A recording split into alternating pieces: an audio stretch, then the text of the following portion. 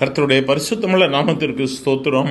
இன்றைய நாளின் கர்த்தருடைய வார்த்தையாக எசேக்கியேல் தீர்க்க தரிசன புஸ்தகம் 16வது அதிகாரம் 6வது வசனம்.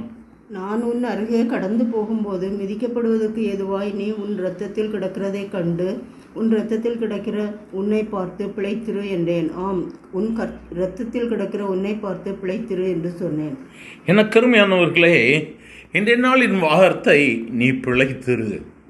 எனக்கு அருமையானவர்கள், உலகத்தின் பாடுகள், உலகத்தின் போராட்டங்கள், உலகத்தின் பிரச்சனைகள் அல்லது உலகத்தினுடைய பாவங்களில் அமிழ்ந்து கொண்டிருக்கிற ஜனங்களை பார்த்து தான், மக்களை பார்த்து தான் கர்த்தர் சொல்லுகிறார், நீ பிழைத்திரு. இன்றைய நாளிலும் கூட நம்முடைய வாழ்க்கையை இந்த வார்த்தையோடு கூட ஒப்பிட்டு பார்க்கலாம். கர்த்தராகிய இயேசு கிறிஸ்து இந்த உலகத்திற்கு வந்ததனுடைய நாட்களை நாம் சந்தித்து கொண்டிருக்கிறோம். இந்த நாட்கள் நம் கிறிஸ்துவின் பண்டிகையை கொண்டாட போகிற நாட்கள். அவர் நம்மை பார்த்து சொல்கிறார், எனக்கு அருமையான தேவ பிள்ளையை நீ பிழைத்திரு. இந்த வார்த்தைகளை கேட்கிற நீ ஒருவேளை சோர்ந்து போயிருக்கலாம், மற்றவர்களால் கைவிடப்பட்ட சூழ்நிலையில் சோர்ந்து போயிருக்கலாம், யாரோ ஒருவர் உன்னை ஏமாற்றி விட்டார்கள் என்று சொல்லி நீ கலங்கி போயிருக்கலாம். வேதம் சொல்லுகிறது, உன் இரத்தத்தில் கிடக்கிறதை கண்டு உன் இரத்தத்தில் கிடக்கிற உன்னை பார்த்து சொல்லுகிறார், பிழைத்திரு என்றேன். ஒருவேளை உன்னுடைய சூழ்நிலை இன்றைய வாழ்வில் எல்லாராலும் கைவிடப்பட்டு இருக்கலாம். ஆனால் ஒன்று மட்டும் நிச்சயம், இயேசு நமக்காக இந்த உலகத்தில் அவர் ஜீவனோடு கூட உலாவிக் கொண்டிருக்கிறார். அவர்தான் நமக்காக பெத்லகேம் ஊரில் பிறந்தவர். இந்த பண்டிகை நாட்களை நாம் சீக்கிரத்தில் இந்த மாதத்தில் கொண்டாட போகிறோம்ல. எவ்வளோ அருமையான ஒரு கிருபையின் நாட்கள். இந்த சந்ததியில், இந்த சமுதாயத்தில் கர்த்தரை உயர்த்தி பிடிக்கும்படியாக கர்த்தர் நம்மை பார்த்து சொல்லுகிறார், நீ பிழைத்திரு.